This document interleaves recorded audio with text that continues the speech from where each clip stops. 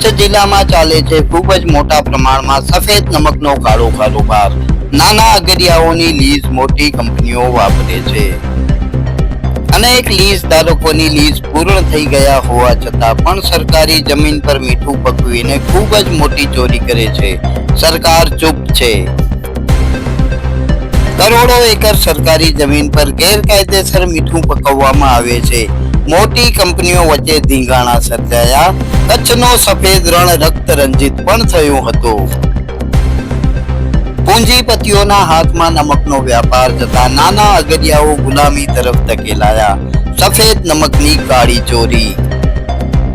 સત્તા અને અધિકારીઓની નમક માફિયા સાથેની સાંઠગાંઠ દેશને ખૂબ જ મોટું નુકસાન કરી રહી છે. ભ્રષ્ટાચાર કરીને બધે કમાયા. નમસ્કાર, આવાજ જનતા કી હું દતેશ ભાવસાર. આજે આપણે કચ્છ જિલ્લામાં ચાલતા સફેદ નમકના કાળા કારોબાર વિશે બીજો એપિસોડ કરવાના છીએ. કચ્છ જિલ્લામાં નમકનું ખૂબ જ વધારે ઉત્પાદન થાય છે અને દેશનો જે ખાવાનું 76% મીઠો છે એ કચ્છમાં જ પાકે છે. એટલે આપણે સમજી શકીએ કે કચ્છમાં મીઠાનો કારોબાર કેટલો મોટો હોઈ શકે. કચ્છ જિલ્લામાં જે મોટા ભાગે મીઠાનું ઉત્પાદન થાય છે અગરિયાઓ કરતા હોય છે અને ઘણી બધી કંપનીઓ પણ છે. પરંતુ હવે આ જે કારોબાર છે, આ જે મીઠો પકવવાનો કારોબાર જે પારંપરિક અગરિયાઓ પાસે હતો, એ અગરિયાઓ પાસેથી કંપનીએ કારોબાર છીનવી લીધો છે. તમને હકીકતમાં કહું તો આ જે કારોબાર છે નમકનો કારોબાર, એ અતીતમાં બહુ જ સારો કારોબાર હતો, પરંતુ હવે ધીમે ધીમે એ કાળો કારોબાર થતો જાય છે. અને એટલા માટે જ આ અમે બીજો એપિસોડ કરીએ છીએ, કચ્છ જિલ્લામાં ચાલતો સફેદ નમકનો કાળો કારોબાર.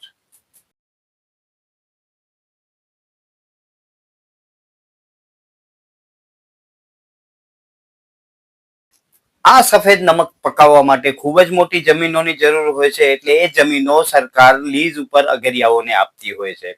પરંતુ સરકારી જમીન ઉપર આજની તારીખમાં કરોડો એકર જમીન એવી છે કે જેનામાં લીઝની પરમિશન નથી, મીઠો પકવવાની પરમિશન નથી.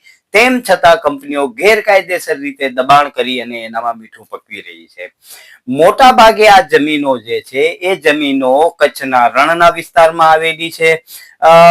વાત કરીએ તો મુન્દ્રાથી કરી અને ચેટ સામખિયાળી સુધી અને ત્યાંથી આગળ માળિયા સુધી જે જમીનો છે એનામાં પણ ઘણા બધા દબાણો થયેલા છે.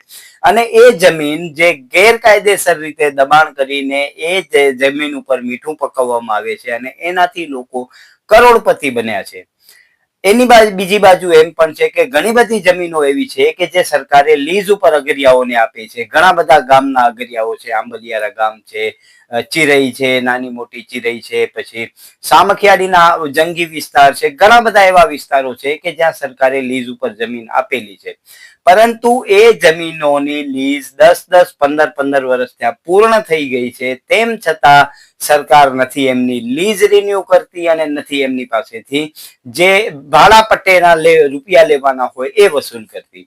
એટલે સરકારને ડબલ રીતે નુકસાન થાય છે, કેમ કે જો લીઝમાં આપવામાં આવે, રિન્યુ કરવામાં પણ સરકારને આવક થાય અને ભાડા પટ્ટાની પણ આવક છે, એ આવક પણ સરકારની હાલમાં બંધ થઈ ગઈ છે. એમાં એવું વિચારવામાં આવે છે કે હાલ જે નમકનો કારોબાર છે એનામાં ઘણા બધા માફિયાઓ લાગી ગયેલા છે અને એના ઉદાહરણો આપણે અતીતમાં ઘણા બધા જોયા છે. કચ્છનું જે રણ છે એ કચ્છના રણમાં જે ગુરખર અભયારણ્ય છે એના કારણે ત્યાં કને મીઠું પકવી શકાય નહીં, કોઈ જ ઔદ્યોગિક પ્રવૃત્તિ થઈ ન શકે. પરંતુ ગેરકાયદેસર રીતે ત્યાં કને જમીનોમાં પારા બનાવી અને ખૂબ જ મોટો નમકનો કારોબાર થઈ રહ્યો છે. અને એ પણ સંપૂર્ણ કારોબાર ગેરકાયદેસર કહી શકાય. નાના નાના અગરિયાઓને ત્યાં કને ગુરખર અભયારણ્ય હોવાથી એમને પરમિશનો નથી આપવામાં આવતી મીઠું પકવવા માટે. પરંતુ આ જે મોટા મોટા ચોરો છે, જે મોટી મોટી કંપનીઓ છે, એ પોતાની દાદાગીરી અને જે સત્તામાં બેઠેલા લોકો છે એમને સાથે મળી અધિકારીઓના ખિસ્સા ગરમ કરી અને હજારો એકર જમીનો ઉપર મીઠું પકવે છે. પરંતુ એમનો વાળ પણ વાંકો થતો નથી. આ એક કડવું સત્ય છે જે આપણે બધાએ સ્વીકારવાનું છે, કેમ કે કચ્છ જિલ્લામાં ભૂમાફિયાઓ પણ એટલા જ એક્ટિવ છે, ખનિજ માફિયા પણ એટલા જ એક્ટિવ છે અને હવે જે નમક માફિયા છે એ પણ ખૂબ જ એક્ટિવ થયા છે. તમને ધ્યાનમાં હશે કે થોડા સમય પહેલા જે કચ્છનો રણ છે એનામાં આવા જ મીઠા પકવવાના જમીનો બાબતે ખૂબ જ મોટા ધીંગાણા થઈ ચુક્યા છે. અને કચ્છ જિલ્લાનો જે રણ છે સફેદ નમક માટે જાણીતો હતો, પરંતુ અત્યારે એવું માનીએ છીએ કે એ સફેદ નમકનો રણ હવે ધીમે ધીમે રક્તરંજિત થતો જાય છે.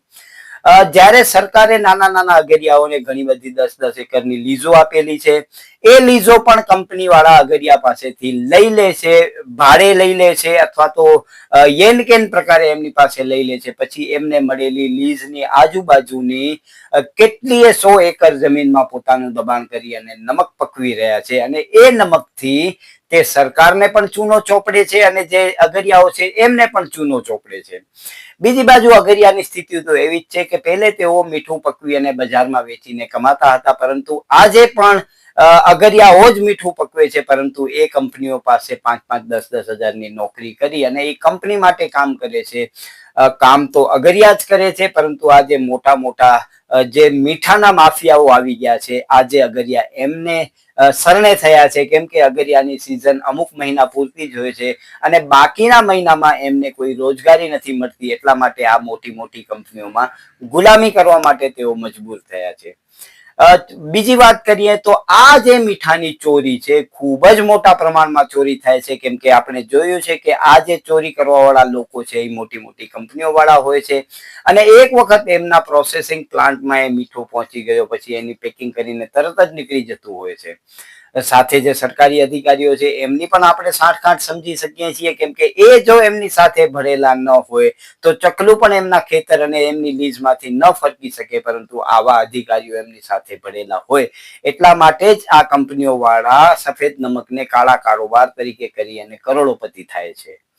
હવે મીઠાના કારોબારમાં જ્યારે મોટી મોટી કંપનીઓ આવી છે એની સામે નાના નાના અગરિયાઓ ટકી શકતા નથી, અને એમને પોતાનું રોજીરોટીનો સંકટ ઉભો થાય છે અને તે પોતાના પરિવારનું ભરણ પોષણ નથી કરી શકતા, એટલે એ જ કંપનીઓમાં એ અગરિયાને નોકરી લાગવી પડે છે. અને અગરિયાઓ જ કામ કરે છે, પરંતુ એમના માલિકો બદલાતા, કંપનીઓ આવતા, કંપનીઓ એમનું શોષણ કરે છે અને એમને માત્ર અમુક 1000 રૂપિયાની નોકરી આપીને એ જ કામ કરવા પડે છે જે તેઓ કરતા હતા. અતીતમાં એ જમીનના એ લોકો લીઝ ધારક હતા અને પોતે મીઠું પકવી અને કમાતા હતા, પરંતુ આજની તારીખમાં તેઓ નોકરી કરે છે અને કંપની વાળા છે તેઓ આ લોકો પાસેથી કામ કરાવી અને પોતે કમાય છે. આપણે માનીએ છીએ કે મીઠું એક સામાન્ય વસ્તુ છે અને દરેકે દરેક વ્યક્તિના ઘરમાં મીઠું પહોંચતું હોય છે, પરંતુ એ સફેદ નમક છે એનો કારોબાર કઈ રીતે થાય છે એ આપણે જાણીએ. આ જ કંપનીઓ એ લોકો પાસેથી નમક ખરીદી અને જે નમકની આજની તારીખમાં કદાચ 60 પૈસા કે 70 પૈસા અથવા 80 પૈસા કિંમત હશે 1 કિલોને, લગભગ 900 થી 1000 રૂપિયા 1 ટનનો ભાવ છે, એ અગરિયાઓ પાસેથી મીઠું ખરીદી અને એને એ મીઠું આપણે મળે છે 25 રૂપિયા, 30 રૂપિયા, 40 રૂપિયા કિલાના હિસાબે. તો વિચારી લો કે 1 રૂપિયાનો મીઠું આપણે 40 રૂપિયામાં મળે છે, પરંતુ જે મીઠું પકવવા વાળા અગરિયા છે એમને આનો કોઈ જ લાભ મળતો નથી. જ્યારે કંપનીઓનું શાસન આવે છે ત્યારે આવી બધી લોકોને હેરાનગતિ થાય છે અને લોકોનું શોષણ થાય છે. એ આપણે અતીતમાં પણ જોયું હતું, કેમ કે એક જ ઈસ્ટ ઇન્ડિયા કંપની આવી હતી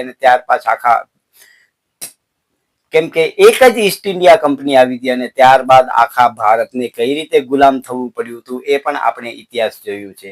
એ જ રીતે આજે જે અગરિયાઓની જમીન પોતાની લીઝમાં લીધેલી છે એ જમીનો ઉપર અગરિયા પોતે મીઠું નથી પકવતા અને માત્ર નોકરી કરી 5-5, 10-10 હજારમાં અને પોતાના પરિવારનું ભરણ પોષણ કરે છે. એટલે કે આ કિસ્સામાં જે મહેનત કરવા વાળા લોકો છે એમને કશું જ મળતું નથી, પરંતુ જે વેપારી છે, જે કંપનીઓ છે, તેઓ કરોડપતિ બની ગયા છે અને તેઓ હાલમાં ખૂબ જ મીઠાના કારોબાર ઉપર રાજ કરી રહ્યા છે.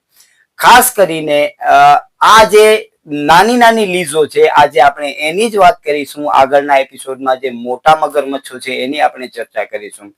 પરંતુ એક વસ્તુ સુનિશ્ચિત છે કે કચ્છ જિલ્લામાં સફેદ નમકનો કારોબાર ખૂબ જ ઝડપી ચાલે છે. દિવસે ડબલ અને રાત્રે 4 ગણી પ્રગતિ કરે છે, જેમાં પીસાય છે સામાન્ય અગરિયાઓ, પરંતુ જે પૂંજીપતિઓ છે, જે મોટી મોટી કંપની વાળા છે, તેઓ આજે કરોડપતિ બનીને બેઠા છે અને અગરિયાઓના હાથમાં કશું જ આવતું નથી. તે પણ એક કડવું સત્ય છે.